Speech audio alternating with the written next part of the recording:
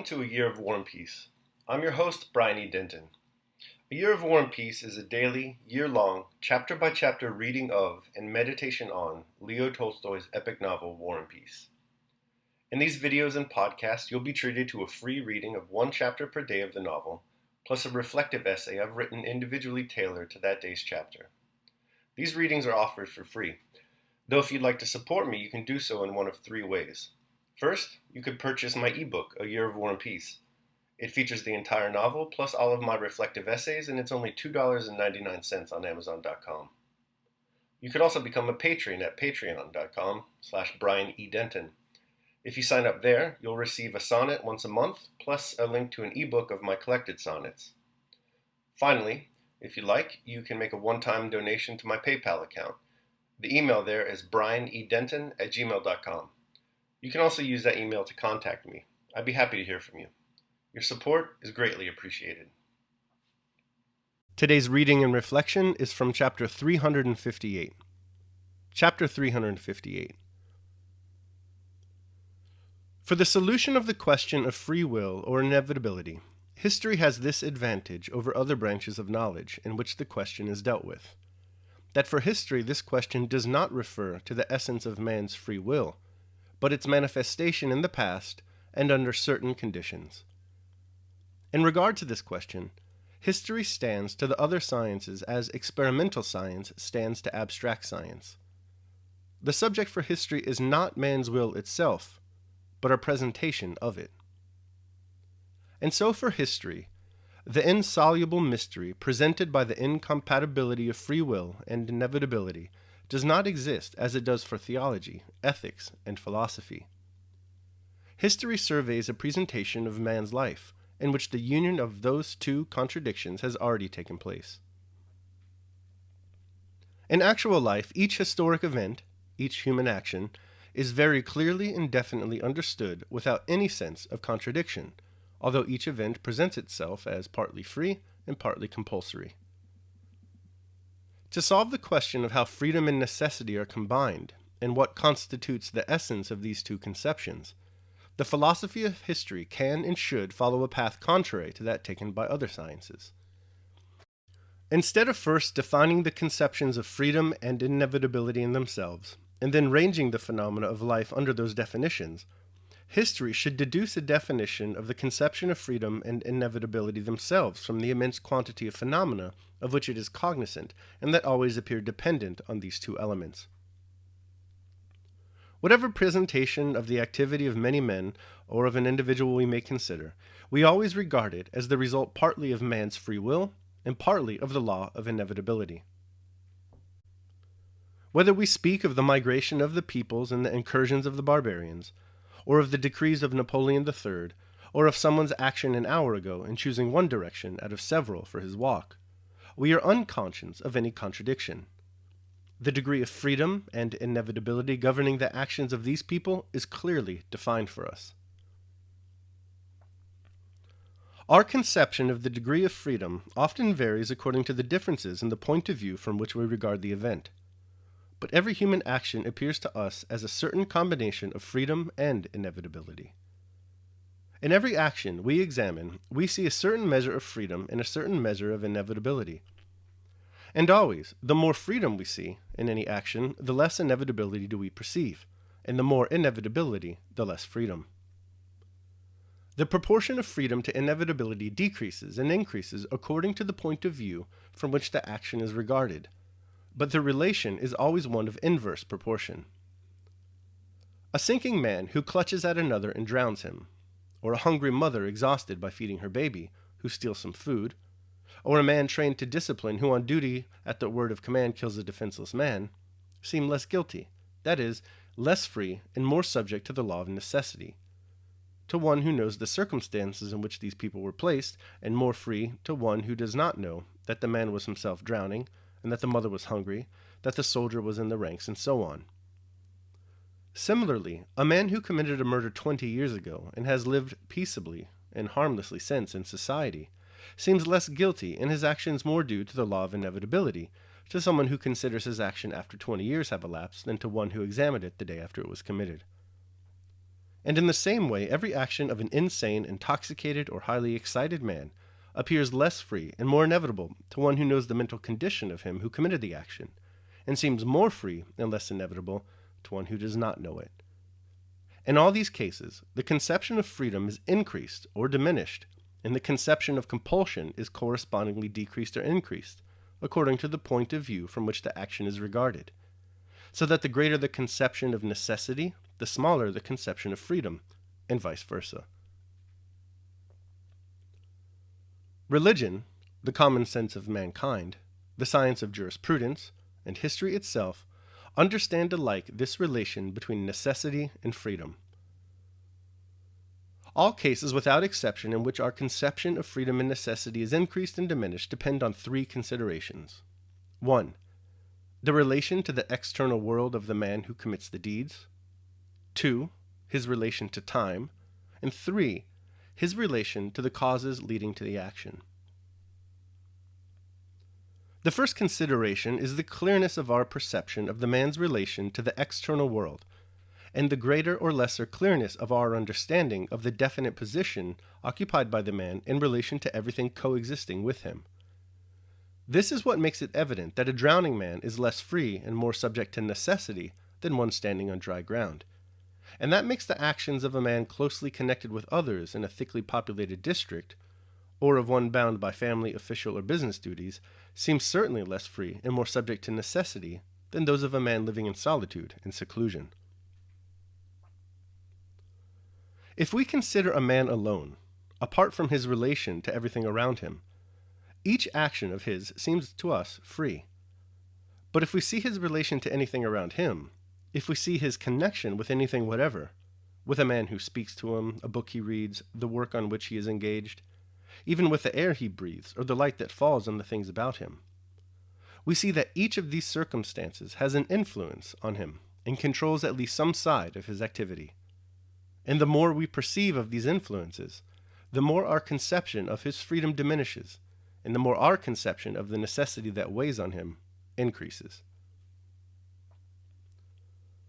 The second consideration is the more or less evident time relation of the man to the world and the clearness of our perception of the place the man's action occupies in time. That is the ground which makes the fall of the first man, resulting in the production of the human race, appear evidently less free than a man's entry into marriage today. It is the reason why the life and activity of people who lived centuries ago and are connected with me in time cannot seem to me as free as the life of a contemporary, the consequences of which are still unknown to me. The degree of our conception of freedom or inevitability depends in this respect on the greater or lesser lapse of time between the performance of the action and our judgment of it. If I examine an act I performed a moment ago, in approximately the same circumstances as those I am in now, my action appears to me undoubtedly free. But if I examine an act performed a month ago, then being in different circumstances, I cannot help recognizing that if that act had not been committed, much that resulted from it, good, agreeable, and even essential, would not have taken place. If I reflect on an action still more remote, 10 years ago or more, then the consequences of my action are still plainer to me, and I find it hard to imagine what would have happened had that action not been performed. The farther I go back in memory, or what is the same thing, the farther I go forward in my judgment, the more doubtful becomes my belief in the freedom of my action. In history, we find a very similar progress of conviction concerning the part played by free will in the general affairs of humanity. A contemporary event seems to us to be indubitably the doing of all known participants, but with a more remote event, we already see its inevitable results, which prevents our considering anything else possible. And the farther we go back in examining events, the less arbitrary do they appear. The Austro-Prussian War appears to us undoubtedly the result of the crafty conduct of Bismarck, and so on. The Napoleonic Wars still seem to us, though already questionably, to be the outcome of their hero's will. But in the Crusades we already see an event occupying its definite place in history, and without which we cannot imagine the modern history of Europe, though to the chroniclers of the Crusades that event appeared as merely due to the will of certain people. In regard to the migration of the peoples, it does not enter into anyone's head today to suppose that the renovation of the European world depended on Attila's caprice. The farther back in history the object of our observation lies, the more doubtful does the free will of those concerned in the event become, and the more manifest the law of inevitability. The third consideration is the degree to which we apprehend that endless chain of causation inevitably demanded by reason, in which each phenomenon comprehended, and therefore man's every action, must have its definite place as a result of what has gone before and as a cause of what will follow.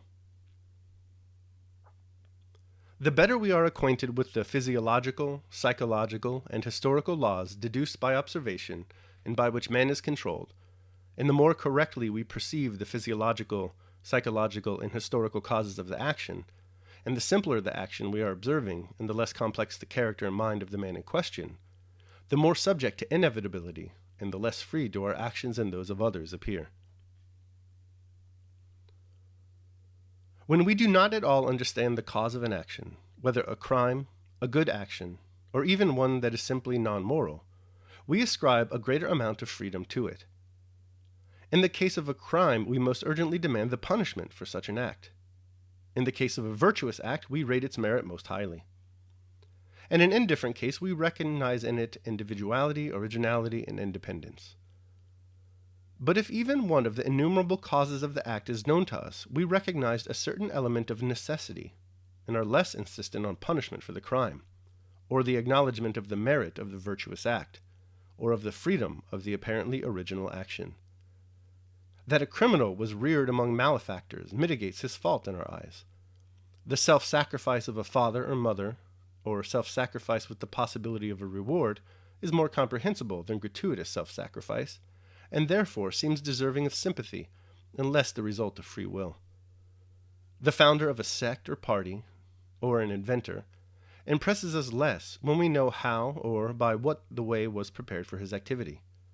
If we have a large range of examples, if our observation is constantly directed to seeking the correlation of cause and effect in people's actions, their actions appear to us more under compulsion and less free the more correctly we connect the effects with the causes. If we examine simple actions and had a vast number of such actions under observation, our conception of their inevitability would be still greater.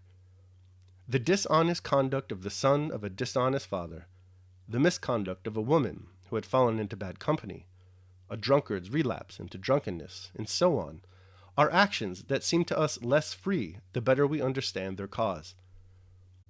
If the man whose actions we are considering is on a very low stage of mental development, like a child, a madman, or a simpleton, then knowing the causes of the act and the simplicity of the character and intelligence in question, we see so large an element of necessity and so little free will, that as soon as we know the cause prompting the action, we can foretell the result. On these three considerations alone is based the conception of irresponsibility for crimes and the extenuating circumstances admitted by all legislative codes. The responsibility appears greater or less according to our greater or lesser knowledge of the circumstances in which the man was placed whose action is being judged, and according to the greater or lesser interval of time between the commission of the action and its investigation, and according to the greater or lesser understanding of the causes that led to the action. And that concludes my reading of chapter 358. I will now proceed to my reflection on the same.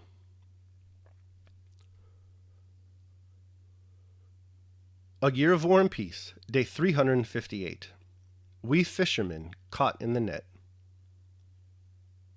On the 9th night of her millenary tales of deliverance, Dinarzade shares the story of the fisherman. The fisherman, according to the story, is an unsuccessful and impoverished dude. The poor bastard can't even catch a break, let alone a fish. His typical practice is to cast his nets 4 times per fishing expedition. On one such day, having thrown out his nets 3 times to no avail, save the capture of silt and slime, he lifts his head to the unforgiving heavens above and exclaims, "O Fortune, be not angry with me, nor persecute a wretch who prays thee to spare him. I came hither from my house to seek for my livelihood, and thou pronouncest against me a sentence of death." This is a curious complaint. The fisherman at once admits his freedom of action and the inevitable certainty of God's edict of fate. This type of deterministic compatibilism is the subject of Tolstoy's historical exploration in today's chapter. Though, upon close reading, it seems as if the logical conclusion of his argument is that a hard determinism rules the day. In yesterday's chapter, Tolstoy argued that history must answer the question of whether the past life of nations should be regarded as either the result of the free or the constrained activity of man. Today he declares that in order to do so, historians must develop a definition of freedom and inevitability based on historical phenomena that contain some inversely related combination of the two. He takes up the challenge himself and determines that our conception of freedom and inevitability, within the context of historical events, must necessarily rest on three considerations. The first consideration is an historical actor's relation to the external world. Here Tolstoy argues that if we consider the actor alone, then her actions appear to be completely free. If, however, we consider her actions within the context of the external world, then they seem decidedly less free. Further, the deeper of our knowledge of events goes, the less our perception of the actor's freedom is. That is, the more inputs we are aware of, the more certain an actor's outputs will be. Secondly, we must consider our actor's relation to time. Here Tolstoy argues that the further back in time an event takes place, the less free it seems, and vice versa.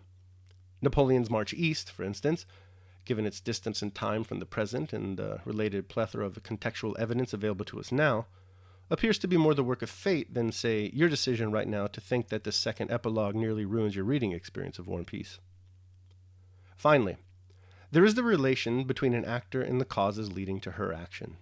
Tolstoy writes, "The better we are acquainted with the physiological, psychological, and historical laws deduced by observation and by which man is controlled, and the more correctly we perceive the physiological, psychological, and historical causes of the action, and the simpler the action we are observing, and the less complex the character and mind of man in question, the more subject to inevitability and the less free do our actions and others appear." It follows that if our consciousness were to expand to a deity-level understanding of these three relations, that is, total understanding, then all notion of freedom would collapse, and we would be left only with the inevitability of hard determinism. Under this cosmic comprehension of events, we become not so much the fisherman choosing the fish, but rather the net tossed about into the sea. And this, perhaps, is how we should approach our relationship with others, particularly those who are strangers to us, or those whose behavior is, at first glance, poor. For if we assume a deity-level consciousness in our relationships with others, it becomes easier to forgive them and to avoid unwarranted frustration over their antics. Daily meditation. The periodic movements of the universe are the same up and down from age to age, and either the universal intelligence puts itself into motion for every separate effect, and if this is so, be thou content with what is the result of its activity. Or it puts itself in motion once, and everything else comes by way of sequence in a manner, or indivisible elements are the origin of all things. In a word, if there is a God, all is well. And if chance rules, do not thou also be governed by it. Marcus Aurelius, Meditations. All right, so that concludes my reading and reflection on chapter 358 of War and Peace. I hope you enjoyed it. Thanks so much for listening. Remember that if you'd like to support me, you can do so either by purchasing the ebook A Year of War and Peace, becoming a patron at patreon.com, or making a one-time donation to PayPal. The links to all that are down below in the show notes. Alongside, of course, my Amazon wishlist for books and movies. If you decide to purchase one of those from me, we'll set up a Zoom call to discuss that book or that movie. Pardon me. So tomorrow we're going to be reading and reflecting on chapter 359 of War and Peace. I hope you'll join me. Until then, take care of yourselves and others.